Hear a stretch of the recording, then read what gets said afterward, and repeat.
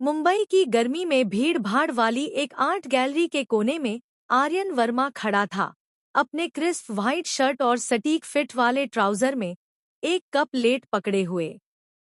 उसकी नजरें अपने एप्पल वॉच पर थीं, जो एक साइबर सिक्योरिटी कॉन्फ्रेंस के लिए उसकी अपकमिंग प्रेजेंटेशन का टाइमर दिखा रही थी।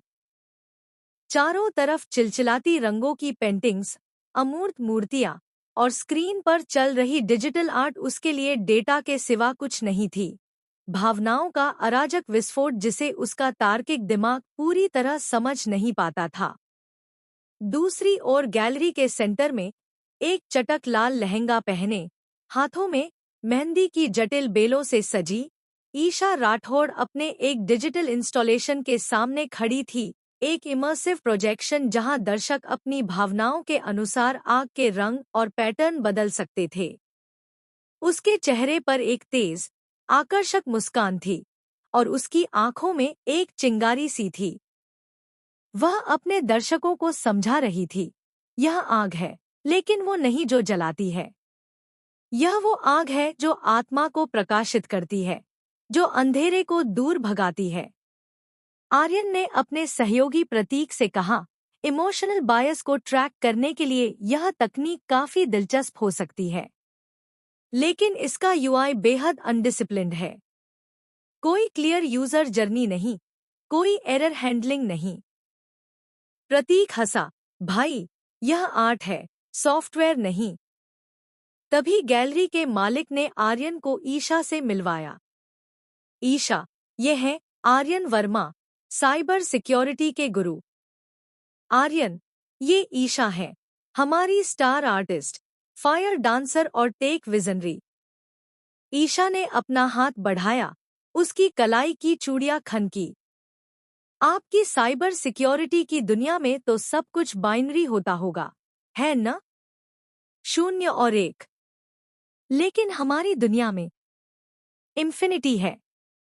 आर्यन ने उसके हाथ को हल्के से हिलाया। इंफिनिटी बिना सीमाओं के केवल कैओस होती है। सुरक्षा के लिए स्ट्रक्चर, प्रोटोकॉल और प्रेडिक्टेबिलिटी चाहिए होती है। और आर्ट के लिए सब कुछ तोड़ने का साहस। ईशा ने तपाक से जवाब दिया, उसकी आंखों में चुनौती थी। आप कभी मेरा शो देखने आइएगा। शायद आपकी बर्फ थोड़ी पिघले। उस रात आर्यन अपने सोबर, मिनिमलिस्ट अपार्टमेंट में बैठा अपने लैपटॉप पर कोड लिख रहा था। लेकिन उसकी स्क्रीन पर कोड की लाइनों के बीच अजीब तरह से लपटों की छवियां घूम रही थी। उसने खुद को झिझकते हुए ईशा के फायर परफॉर्मेंस के एक वीडियो को खोजते पाया। स्क्रीन पर आग के घेरे में नाचती हुई ईशा, उसकी हर मूवमेंट में अदम्य ऊर्जा, नियंत्रण और एक जंगली आजादी थी। आर्यन के दिल की धड़कन अजीब तरह से तेज हो गई। यह वो चीज थी जिसे उसका एल्गोरिदम समझ नहीं पा रहा था। एक बग, एक ग्लिच, या कुछ और। हफ्ते बाद टेक्नोवेशन हैकाथॉन में, जहां आर्यन मुख्य जज था, ईशा क्रिएटिव डायरेक्टर के तौर पर मौजूद थी। दोनों टीमों के बीच फिर टकराव हुआ। ईशा एक इमोशनल सिक्योरिटी शील्ड के आइडिया पर अड़ी थी, एक ऐसा सिस्टम जो यूजर के इमोशनल स्टेट के हिसाब से साइबर थ्रेट्स को हैंडल करे। आर्यन इसे अवैज्ञानिक और अप्रैक्टिकल बता रहा था। सिक्योरिटी क्लियर, क्वांटिफाइएबल पैरामीटर्स पर काम करती है। आर्यन ने अपनी आवाज थोड़ी तेज करते हुए कहा, भावनाएं वेरिएबल हैं, अनप्रिडिक्टेबल। आप उन पर सिस्टम नहीं बना सकते। और आप मानते हैं कि इंसान रोबोट है? ईशा ने चुनौती दी। हर हैकर का एक मोटिव होता है, एक भावना, लालच, क्रोध, बदला। अगर हम सिस्टम को उस भावना को पहचानना सिखा दें, तो यह सबसे मजबूत फायरवॉल बन सकता है। बहस जारी थी कि अचानक पूरे हॉल की लाइटें ब्लिंक करके बंद हो गईं। स्क्रीनें काली पड़ गईं। एक अनहोनी सी सन्नाटा छा गया। फिर मेन स्क्रीन पर एक मैसेज आया, greetings from chaos collective. Your system is now our playground. Hack, एक एडवांस्ड कोऑर्डिनेटेड अटैक। आर्यन तुरंत एक्शन में आया। उसने अपने लैपटॉप को इमरजेंसी पावर सोर्स से कनेक्ट किया। अपनी फिंगर्स कीपैड पर तेजी से दौड़ने लगी। मुझे नेटवर्क एक्सेस चाहिए। मैं लॉग्स ट्रैक करूंगा। प्रतीक, तुम बैकअप सर्वर रिस्टार्ट करो। लेकिन हैकर्स ने सभी बैकअप को भी क्रिप्टोलॉकर से इनक्रिप्ट कर दिया था। पैनिक फैलने लगा। ईशा शांत खड़ी थी। उसकी आंखें स्क्रीन पर उस मैसेज को देख रही थी जो अब तस्वीरों को हैक करके बदल रहा था। शहर के लैंडमार्क्स को डिजिटल आग में जलते हुए दिखाया जा रहा था। यह सिर्फ डेटा का अपहरण नहीं है, ईशा ने धीरे से कहा। यह एक मैसेज है, एक भावनात्मक हमला। वो डर पैदा करना चाहते हैं। आर्यन ने उसकी तरफ देखा। उसके चेहरे पर निराशा थी। हमारे पास टूल्स नहीं हैं। सब कुछ लॉक है। तभी ईशा ने अपना फोन निकाला, एक कस्टम मॉडिफाइड डिवाइस जिस पर उसने खुद ऐप्स डेवलप किए थे। मैंने एक सीक्वेंस ऑब्जर्व किया है। हर बार जब वो इमेज बदलते हैं, नेटवर्क ट्रैफिक में एक पैटर्न बनता है, एक तरह का डिजिटल नृत्य। उसकी उंगलियां तेजी से स्क्रीन पर चलने लगी। एक ऐप ओपन किया जो उसने खुद कोड किया था। मैं इस पैटर्न को रिवर्स इंजीनियर करके एक बैकडोर बनाने की कोशिश करती हूँ। तुम कोड जानती हो? आर्यन ने हैरानी से पूछा। आर्ट और कोड दोनों ही क्रिएशन के लैंग्वेज हैं, ईशा ने कहा, बिना नजर उठाए।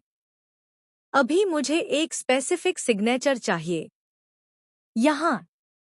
यह एक म्यूजिकल नोट की तरह है जो हर 17 सेकेंड पर रिपीट हो रहा है। आर्यन ने अपने लैपटॉप पर तुरंत उस डेटा पैकेट को आइसोलेट किया।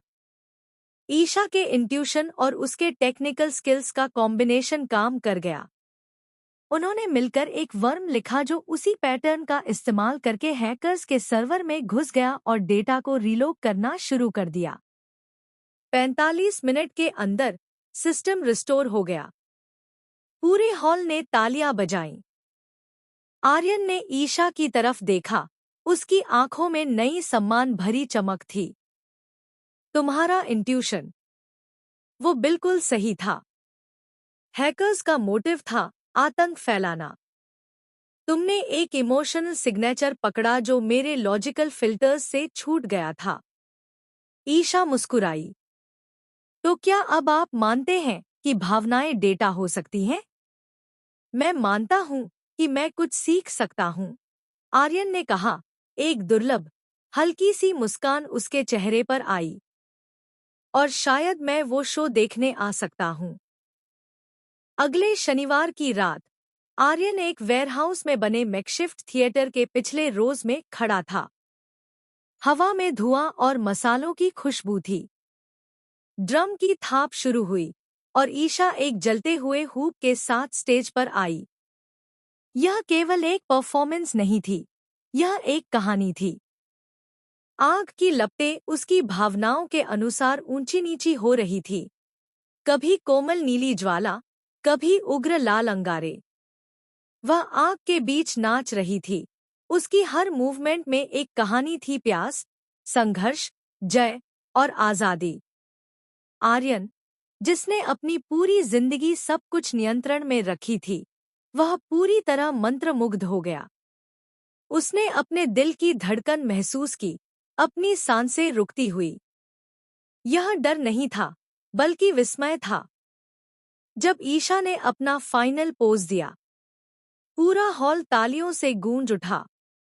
बाद में बैकस्टेज पर ईशा अभी भी एड्रेनालाइन से भरी हुई थी। तो रोबोट को कैसा लगा? उसने मुस्कुराते हुए पूछा।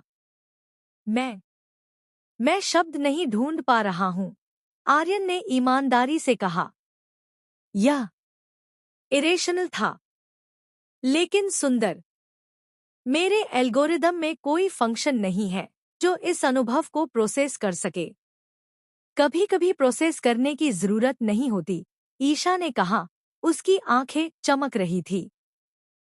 बस महसूस करना होता है। चलो, मैं तुम्हें असली मुंबई दिखाती हूँ। उस रात वे समुद्र किनारे चले गए, स्ट्रीट फूड खाया और घंटों बातें की। आर्यन ने अपने सख्त भावनाओं से दूर पले बड़े बचपन के बारे में बताया।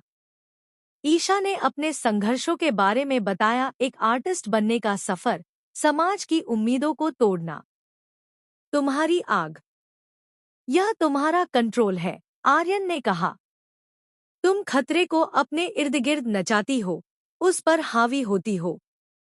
मेरी दुनिया में हम खतरे को बाहर रखने की कोशिश करते हैं।